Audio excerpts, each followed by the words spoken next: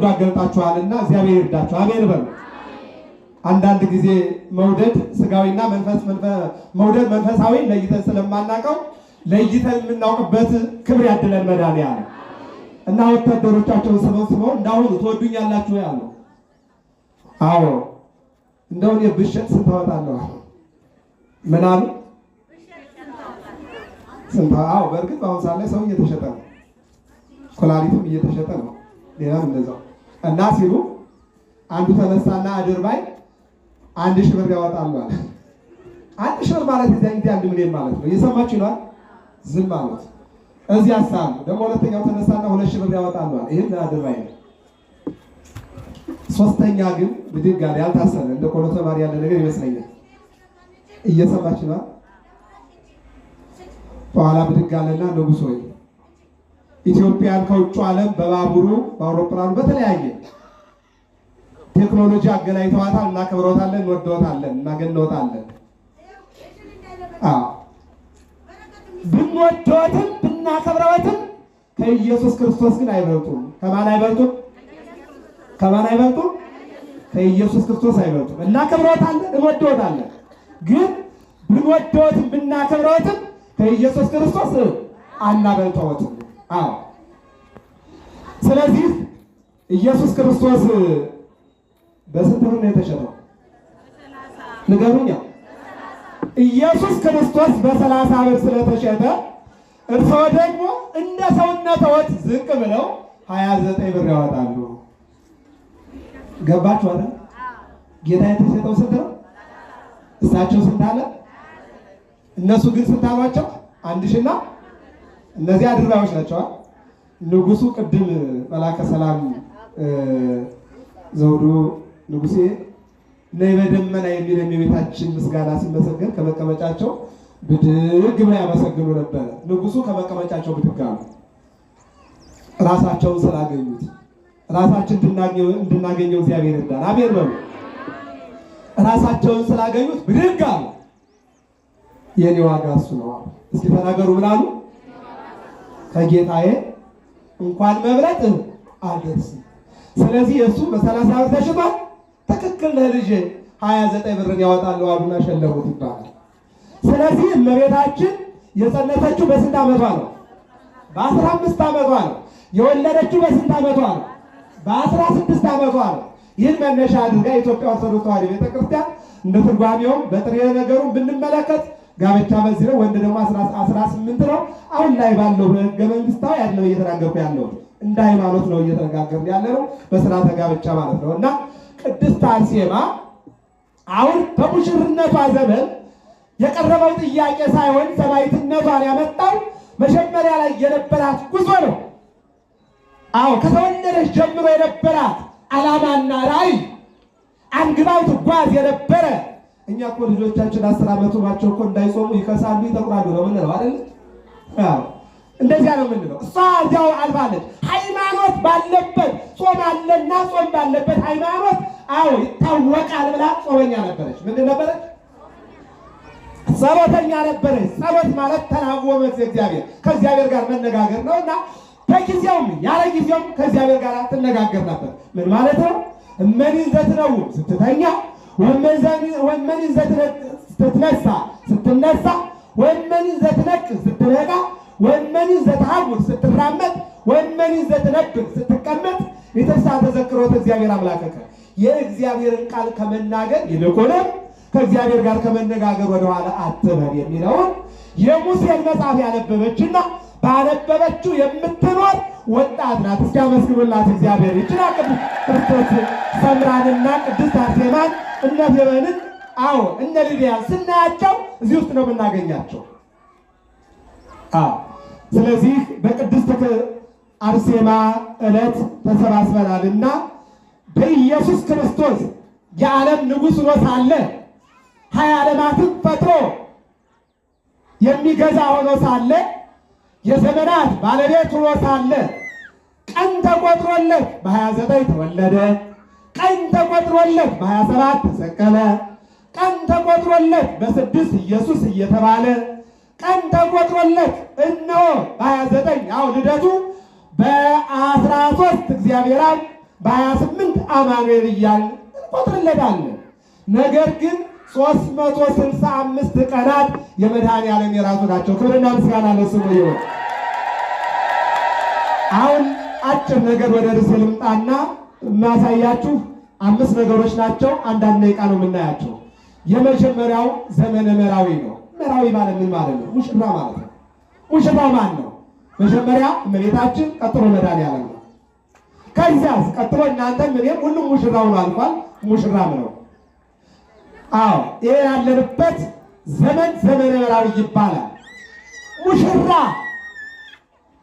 ሙሽሪት ማለት ያላወቃትን ያላወቀችውን ለመጋባት በእናት አባት በቤተሰብ አማካኝነት ድግስ ተደግሶ ድንኳን ተደኩኖ ይልቁንም ደግሞ በገጠሩ አካባቢ ዳስ ተሰርቶ ሙሽርነት ይከናወናል።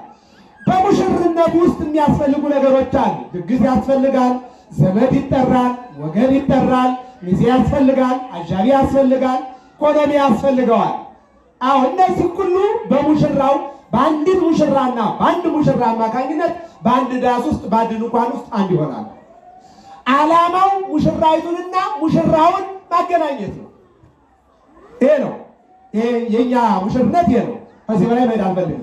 ወደ ድንግል ማርያም ሙሽርነት እንምጣ። ድንግል ማርያም ሙሽርነቷ ምንድን ነው? ያ ቃል ቀድሞ ነበረ፣ ቃሉም እግዚአብሔር ነበረ፣ ያ ቃልም በእግዚአብሔር ዘንድ ነበረ። የዮሐንስ ወንጌል ምዕራፍ 1 ያ ቃል ቀድሞ ነበረ፣ ያ ቃልም በእግዚአብሔር ዘንድ ነበረ፣ ያ ቃልም ምን ሆነ? ሥጋ ሆነ ይላል። የቱ ቃል?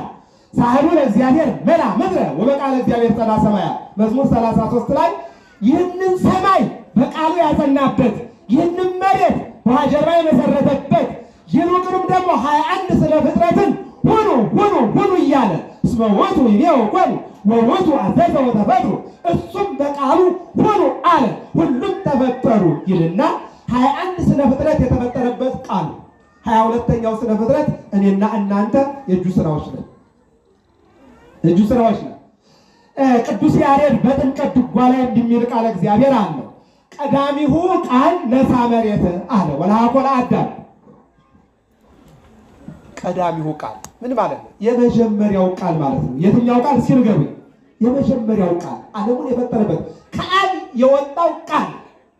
ኦሪት ዘፍጥረት ምዕራፍ 1 ላይ አብ ዓለምን ለመፍጠር ፈቃዱ ሆነ፣ ቃልነቱ ደግሞ መጣና ተናገረ፣ መንፈሱ ደግሞ በኋላ ሰፍሮ ነበር ይልና ይህን ዓለም በአንድነት በሦስትነት እግዚአብሔር ሲፈጥረው በአብ ሐሳብ፣ በወልድ ቃልነት፣ በመንፈስ ቅዱስነት ፈጻሚነት። ይህን ቅዱስ ያሬድ ደግሞ ለዛቲ ቤት ሳረራ አብ ቀዲሙ ዓለምን ነው አብ ሰራት። ለዛቲ ቤት ሀነፃ ወልድ በቃሉ ሰራት። ለዛቲ ቤት ወሀነፃ መንፈስ ቅዱስ።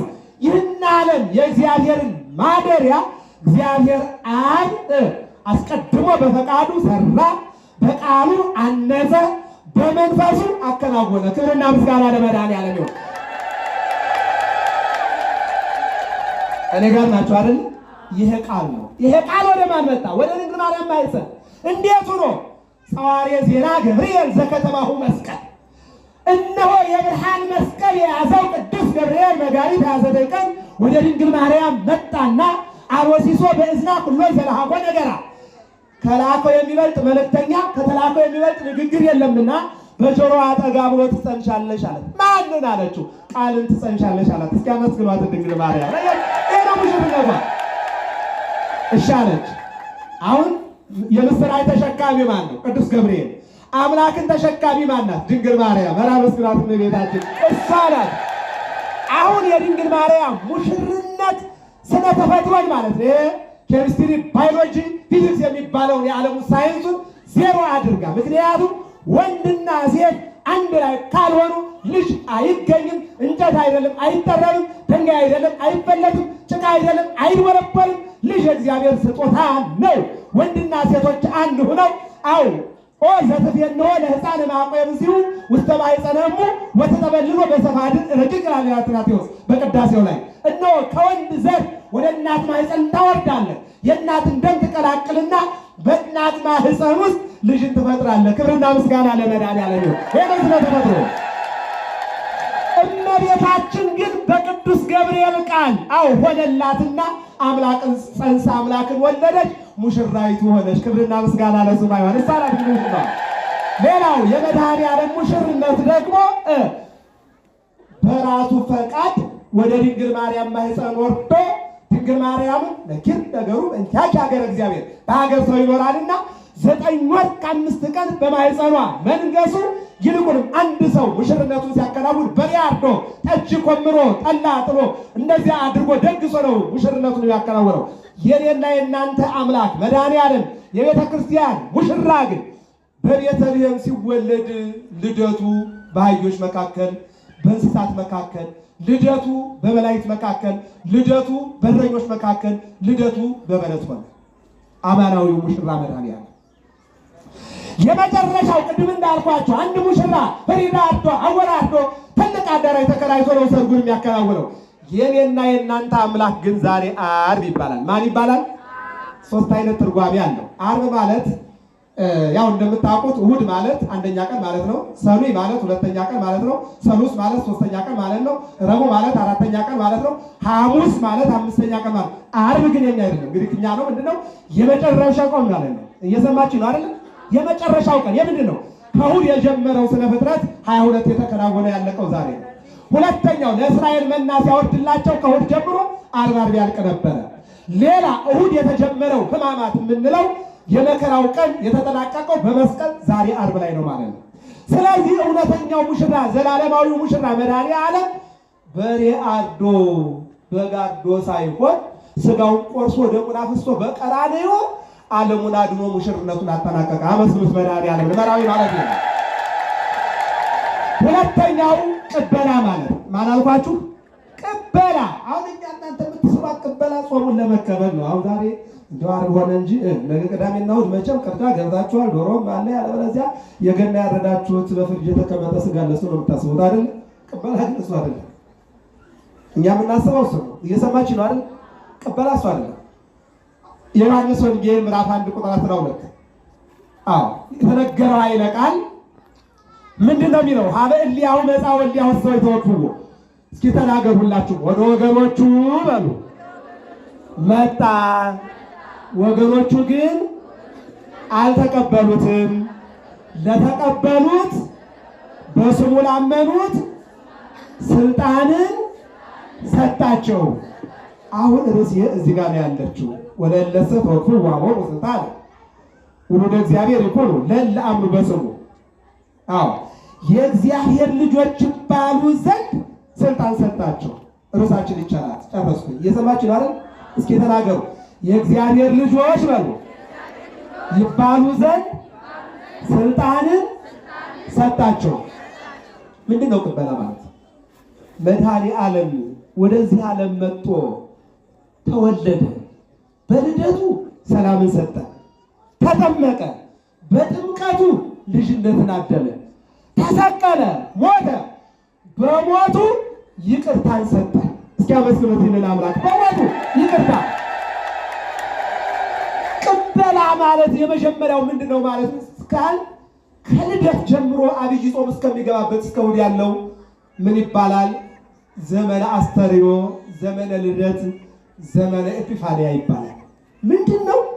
ዓለም አምላኳን ሰው ሆኖ ተወልዶ የተቀበለችበት ዘመን ነው። ይሄ ነው ትልቁ ምስጢር። ዓለም ማንን? ኢየሱስ ክርስቶስን በምን እችን በማታክል ጨርቅ የተቀበለችበት፣ ዓለምን ፈጥሮ የሚገዛ የሚመግብ አምላክ አስከበቶሙ ውስተ ጐለኤል በእንስሳት በረት አስተኛችሁ ከደነቶሙ ቆጽረ በለሶን የምታለብሰው ብታጣ ቅጠል አለበሰችው። አዎ ቅበላ ማለት መድኃኒዓለም ከድንግል ማርያም ማኅፀን ሲወለድ ቀድመው የተቀበሉት እንስሳትና የእንስሳት በበረት የተገኙት ናቸው።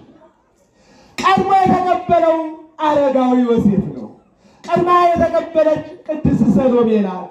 ቀድመው የተቀበሉ እረኞች ናቸው። ቀድመው የተቀበሉ እነሆ መላእክት ናቸው። ቀድመው የተቀበሉ አራዊት ናቸው። በዚያ በበረት ውስጥ የተገኙት በሙሉ ተቀበሉ። ከዚያ ቀጥሎ የተቀበሉ ሰብአ ሰገል ናቸው። ዓለም በሙሉ መድኃኔዓለምን በልደቱ ተቀበለችው። ይሄ ነው። ነገር ግን ለተቀበሉት በስሙ ለሚያምኑት አንድም ላመኑት ስልጣንን ሰጣቸው። የሥላሴ ልጅ ማን በደራችሁ ስንባል ሥላሴ። ሥላሴ ስንት ናቸው? አንድም ሦስት ናቸው ብለን እንድናምን የሥላሴ ልጆች በአብራከ መንፈስ ቅዱስ በማኅፀነ ዮርዳኖስ በሁለተኛው ልደት ላይ ተገኝተን እሱ ክርስቶስ ተብሎ እኛ ክርስቲያን እንድንባል ስልጣን ሰጠን። ክብርና ምስጋና ለመድኃኔዓለም። የክርስትና ስልጣን የኩርሲ ጉዳይ አይደለም። ክርስቲያን መባል ትልቅ ስልጣን ነው። እየሰማችሁ ነው አይደል? ይሄ ነው ስልጣን። ኦርቶዶክስ መባል ስልጣን ነው። ስለዚህ በኦርቶዶክስ አምነው እንዲኖሩ ለሚኖሩ፣ ለሚጾሙ፣ ለሚጸልዩ፣ ለሚሰግዱ፣ ለሚመጸውቱ በሃይማኖታቸው ጸንተው ለሚኖሩ እሱን ተቀብለውታልና ድሆችን የሚጎበኙ፣ የታሰሩትን የሚጠይቁ፣ ያዘኑትን የሚያጽናኑ፣ የተሰደዱትን የሚመልሱ፣ የተጣሉትን የሚያስታርቁ፣ ላጡት የሚያዝኑ እነዚህ ሁሉ እነሆ የእግዚአብሔር ወገኖች ናቸው። ክብርና ምስጋና ለመድኃኔዓለም። ስልጣን ተሰጥቷቸዋል። ስለዚህ ቅበላ ማለት ቁጥር አንድ ክርስቶስን። አሁን ሰዎች በሌላ ተርጉመውታል። ምን እያሉ? ኢየሱስን ተቀብለሻል ወይ? እስኪ ንገሩ። ምን አልኳችሁ? ኢየሱስን ተቀብለሃል ወይ? ነጣቂዎች ናቸው። እኔም የማውቀው በማይነት ቀኔ ሲዘረፍ ቀኔ ሲነጠቅ ነው። ያ ነው። ይሄ ግን አይደለም። ምክንያቱም የኛ ልጆች በ40 ቀንና በ80 ቀን መጀመሪያ ጥምቀት በሞቱ የተጠመቃችሁ ሁሉ ሞቱን ትናገራላችሁ ተብሏልና ወደ ጥምቀቱ ስንገባ ሞቱን፣ ስንወጣ እድገቱን እናስባለን። የመጀመሪያው ጥምቀት ነው። ቀጥሎ ሜሮን ነው፣ መንፈስ ቅዱስ።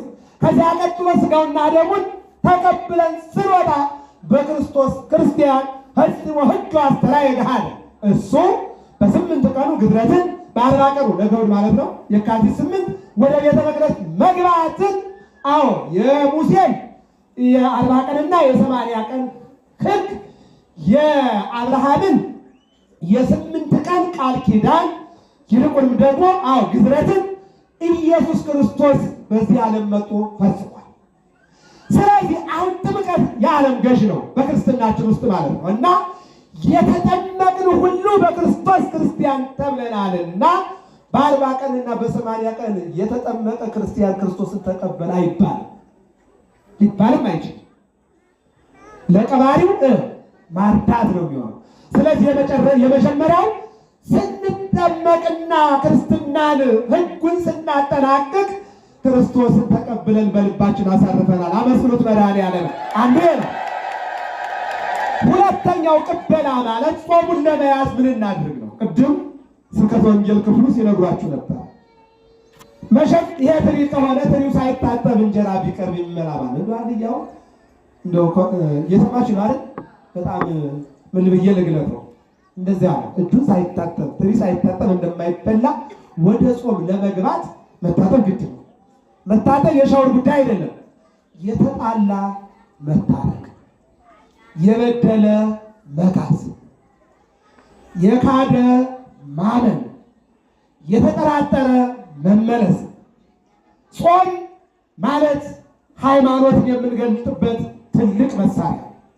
ጾም ባለበት ምጽዋት አለ። ጾም ባለበት ስግደት አለ። ጾም ባለበት ይቅርታ አለ።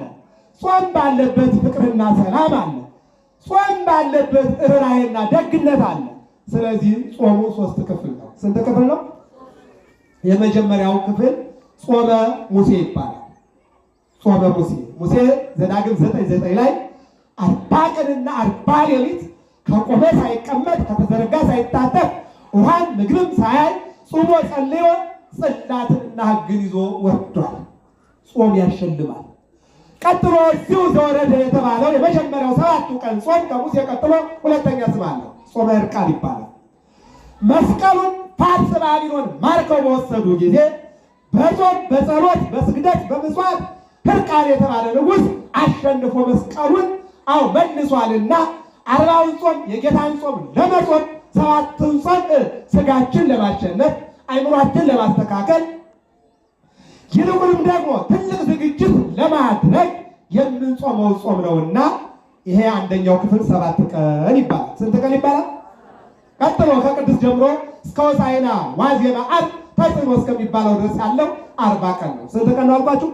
40 ቀን ነው። ይሄ ጾም ጾመ ሙሴ ጾመ መልካም ሙሴ ጾመ መልካም ጾመ ይልና ጾመ እግዚእነ አርአያሁ ከመ ይሃበን ጌታችን መድኃኒታችን ኢየሱስ ክርስቶስ አምላኮሙ ለነቢያት የነቢያት አምላክ ነውና አምላኮሙ ለሐዋርያት የሐዋርያት አምላክ ነውና የሙሴ አምላክ ነውና የሙሴን 40 ጾም የዕዝራ አምላክ ነውና የዕዝራን 40 ጾም የሕዝቅኤል አምላክ ነውና የሕዝቅኤልን 40 ጾም የኤልያስ አምላክ ነውና የኤልያስን 40 ጾም ጾሞ አምላከ ነቢያት መባሉ ቀጠለ። ክብርና ምስጋና ለመድኃኒዓለም። ሄኖ መድኃኒዓለም ያንን ጾም አለ። መጨረሻው ሕማማቱ ነው። ሕማማቱ ከእሑድ ከ7 ሰዓት ጀምሮ ይቀጥላል። ሆሳዕና ማለት ነው። ከ6 ሰዓት ጀምሮ ምንድነው እሱ? የ5500 ዘመን መገለጫ ነው። 5500 ዘመን የጨለማ ዘመን፣ የውድቀት ዘመን፣ የመከራ ዘመን። እነሆ ነቢያት ደከምን እንደ ድካማችን ዋጋችን አጣን ብለው ይልቁንም ድካማችን፣ ጸሎታችን፣ ምህላችን የመርገም ጨርቅ ሆነ ብለው ተስፋ እስከ መቁረጥ ድረስ የተናገሩበት ያ ዘመን የሚገለጥበት ነው። እሑድ ከሰዓት በኋላ ያለችው 5 ቀን፣ ከሰኞ ጀምሮ እስከ ዓርብ ያለው ደግሞ 5 ቀን 5500 ዘመን ይወክላል። በአጠቃላይ ከእሑድ እስከ እሑድ ያለው ከቅዳሜ እስከ ቅዳሜ ያለው 8 ነው። እንደ አጠቃላይ ስትደምሩት 55 ቀን ነው። 55ቱን ቀን ለመጾም አሁን ምን ያስፈልጋል? ይቅርታ ያስፈልጋል። እስኪ ከመቀመጫችሁ ብድግ በሉ። ይበቃናል። እዚህ ላይ ብድግ በሉ። ተነሱላችሁ። እስኪ እጃችሁን ዘርጉቱላችሁ። እጃችሁ ከፍ አድርጉት ወደ እኛም በሉ። ቀጥሉ። ብቻ ትንሽ ቀጥሉ። እኛም በሉ የበደል ስለምትከብዳችሁ እኮ ነው እንጂ እኮ የሁል ጊዜ ጸሎት ናት። እንደው የ7 ዓመት ልጅ አይጸልዩም ይህን ጸሎት? እንግዲህ ተናገሩ። እኛም በሉ የበደሉንን ይቅር እንደምንል አንተም የእኛን በደል ይቅር በለን። እስኪ አመስግኑት መድኃኒዓለም። ድገሙና መስግኑት።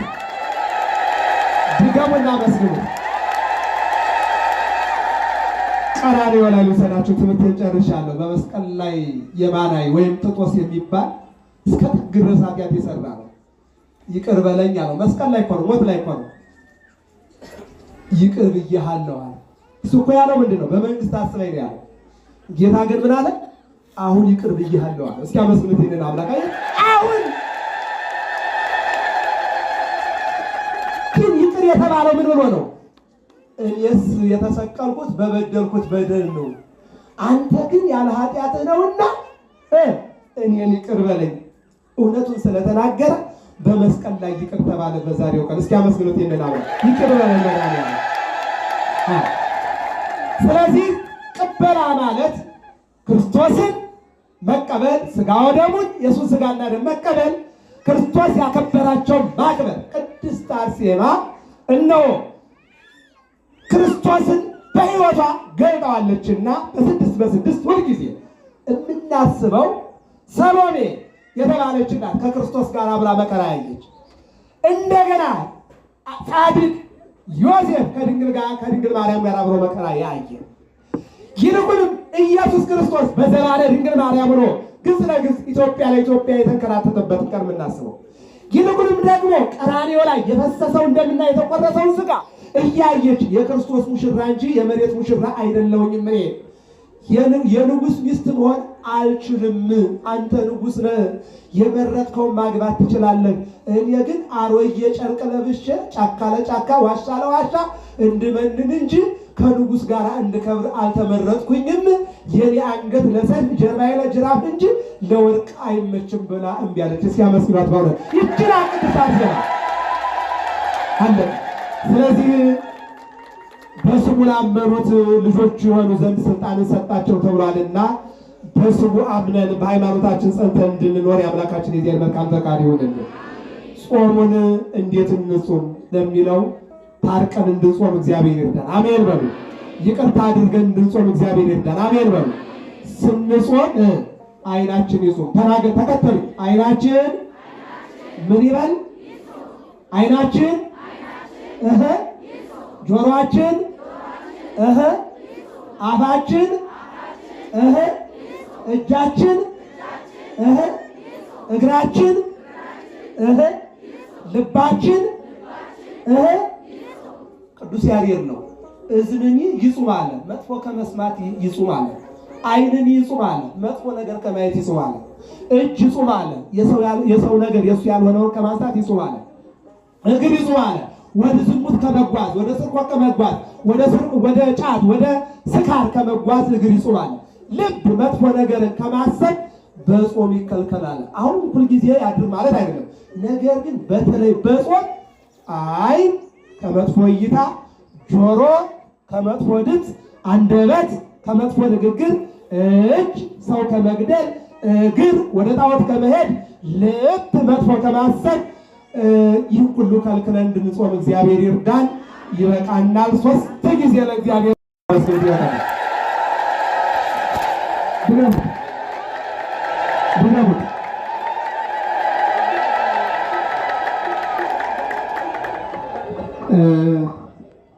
ሰዓቴን አሁን ነው ገና ያየሁት። አብዝቼባችኋለሁ፣ ይቅርታ። እየሰማችሁ ነው። እንደ ዓርብ ስለሆነ ነው እንጂ በጣም ነው የበዛው። ስለነበረን ጊዜ እግዚአብሔር የተመሰገነ ይሁን። ገብታችኋል አይደል? ገብታችኋል አይደል? ክርስቶስን ያልተቀበለ ልብ ጾም ቢቀበል ምን ያደርግለታል? ክርስቶስን ያልተቀበለ ልብ በእምነቱ የማይኖር ሰው ቢመጸውት ቢሰጥ ቢጾም ምን ያደርጋል? ቂምና በቀል ተሸክሞ ጾም ጥቅም የለውም፣ በስጋ ላይ አድማ መምታት ነውና አሁን ያልኳችሁን ሁሉ እንደ ሰውነታችን ሳይሆን እንደ መንፈሳዊነታችን አጠናቀን ጾመን ለብርሃነ ትንሣኤው እንዲያደርሰን መልካም ፈቃድ ይሁንልን። የምንጾመው ጾም ሕፃናት እንደምታዩቸው በማያውቁት ለኃጢአተኞች የወረደው ለጻድቃኑ ለሕፃናቱ እየተረፈ ሀገራችን እንደምናያት ለቀባሪው ማርዳት። ስለዚህ የምንጾመው ጾም ለሀገር ሰላም ያምጣልን። አሜን በሉ። ሕዝባችን ከስደት ይሰውርልን። እዚች አዲስ አበባ ውስጥ ሆነን ብዙ ላናቅ እንችላለን። ወጣ ስትሉ ግን ሀገሩ ሌላ ነው። ስለዚህ ሀገራችን ሰላም ያደርግልን። ይህንን ጦርነት ያስወጣልን፣ ያስወግድልን። መበላላት መገዳደልን ከኢትዮጵያ ያስወጣልን። መጨካከልን አውላዊ ባህርን ያስወጣልን። መድኃኒዓለም የምንጾመው ጾም የኢትዮጵያን ችግር የምንፈታበት ያደርግልን። አሜን በሉ። ይሁንልን፣ ይደረግልን። ወደዚህ እየመጣችሁ እዚህ ለቅድስት አርሴማ ክብራችሁ ለቅድስት ሥላሴ 5 ደቂቃ ብቻ እየመጣችሁ እስኪ ስጦታ ስትውላችሁ እየመጣችሁ አትጨናነቁ። መጨናነቅ አያስፈልግም። ቅድስት አርሴማ አንገቷን በሰጠችበት ዕለት ጀርባዋን ለግርፋት አይታችሁታል። አውሬ ንጉሥ እኮ ነው የገጠማት። ጡት የሚቆርጥ፣ አፍንጫ የሚዋጥጥ፣ ጆሮ የሚጋጥጥ፣ እግር የሚቆርጥ፣ ጥፍር የሚነቅል፣ ጀርባ የሚወጋ እንደ አጠቃላይ እንዲህ ኩላ ያለፈች ሰማዕት ናት። እስኪ አመስግኑላት እግዚአብሔር። ስለዚህ ሰማዕታት ከአውደሙ በእንተ ስሙ በክርስቶስ ክርስቲያን የተባሉት ሁሉ ሰማዕትነትን ያገኙ። እዚህ ብርማ ትንሽ ስጦታ ነው ምመላ ዚያሲ ተወካፊ የሚሰጥ የሚቀበል ነው። ተሰጠን ላይ ነው የምንሰጠው። እየመጣችሁ ይነስም ይብዛም እየመጣችሁ ገንዘቡን ብቻ አይደለም ለሀገራችሁ ሰላም ጠይቁ። እሱ ሰላም አለ ኢትዮጵያ። የኢትዮጵያን ሰላም እግዚአብሔር ይመልስልን። አሜን በሉ። የማይመጣ የለም። ከሌላችሁ ግድ የለም አትስቱ። ግን እየመጣችሁ እዚህ ቅድስት አርሴማ እባክሽ አማልጅ በሏት። አዎ ቶሎ ቶሎ መለስ መለስ እያላችሁ እየመጣችሁ ቅበላ ማለት ይሄ ነው ወዳጆቼ። እስኪ ሳዩ ተቀበሉ። አዎ መጻ ወልደ አምላክ ለሚሶ ሥጋ ማርያም አዎ ወሰወ ነፍሳተ ዓለም ውጡና ተቀበሉ። ማንን? መድኃኒዓለምን። አዎ እንዴት መጣ?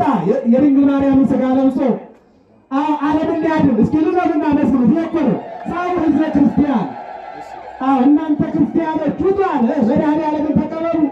አዎ የድንግል ማርያምን ሥጋ ለብሶ መጥቷልና አዎ ከሥጋ ሥጋ ከነፍሷ ነፍስ ተዋሕዶ በቀራንዮ በመስቀል ላይ ተንጠልጥሎ ሥጋውን ቆርሶ ደሙን አፍስሶ ዓለምን ሊያድን የዓለም ሙሽራ መድኃኒዓለም መጥቷልና አብይ ጾም መጥቷልና ውጡ ተቀበሉ። እንበሉና መስሉት በስጦታ ተቀበሉ።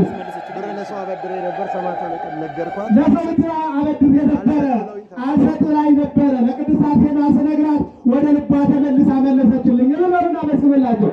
አዎ ልክ የሸፈተ ልብ ትመልሳለች ቅድስት አርሴማ። እንበሉና መስሉ። አዎ የሸፈተ። ስለዚህ ጾሙን ተቀበሉ። ሁሉ ግድ የለም ለእናንተ ቅድስት አርሴማ ሥላሴ የእናንተ ምግብ አዎ የነገ ቅዳሜውን የውሉ የቅበላውን ሥላሴ ያቀርቡላችሁ፣ ቅድስት አርሴማ ታቀርብላችሁ። እናንተ ወደዚህ እየመጣችሁ ጾምን ተቀበሉ። ቅበላ ማለት ነው ወዳጅ።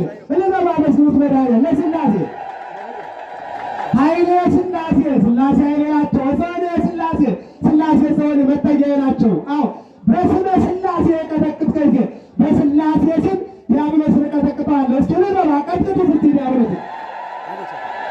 አዎ ወደ አብይ ጾም ለመግባት ራቅ ላሉት ዘላችሁ አጋጣሚ ወደዚህ ለመምጣት የሚከብዳቸው ካሉ በጃንጥላ እዚያ ጋር እኔ ግን ምርጫ የምሰጣችሁ እየመጣችሁ እዚህ ምንጣፍ ላይ እየመጣችሁ ለቅድስት አርሴማ እባክሽ በሀገራችን ውስጥ ያለውን መጠላለፍ፣ መገዳደል፣ መለያየት አስወግጂ። መነቃቀፉ፣ ዘረኝነቱ፣ ጎጠኝነቱ፣ አዎ መገፋፋቱ ይበቃ፣ ይቁም። ሞትም ይብቃ፣ ስደትም ይብቃ፣ ራብም ይብቃ፣ መለያየትም ይብቃ።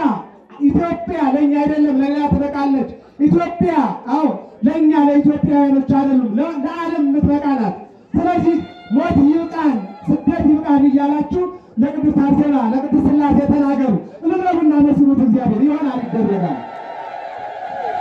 አዎ በእውነት መልአከ ሰላም ዘውዱ ንጉሴ ታላቅ አባት የዋህ አባት እኔ በእውነት ዛሬ ነው ገና የመጣሁኝና እንግዲህ ባለፈው የቅርብ ጊዜ ቅያሬ መሰለኝ ያመጣቸውና ስለዚህ ቅዱስ ራእይ ቤተክርስቲያን ባለፈው እጅ አግኝቻቸዋለሁ። በየት መጥተው እንደቀደሙኝ አላውቅም። የዋህ አባት መጥተውላችኋል። የሚባርኩ አዎ የሚመክሩ የሚገስጡ ታላቅ አባት ናቸው። እንግዲህ አባቶች ኢትዮጵያ ማለት የኢትዮጵያ ሕዝብ አባቱን የሚያከብር ሕዝብ ነው። ቅድስት ሥላሴ ጥሩ ቤተክርስቲያን ያላችሁ እዚህ ደግሞ ቅድም እንደተነገረው ያዘኑ የሚጽናኑበት፣ የታመሙ የሚፈወሱበት እንደገና ደግሞ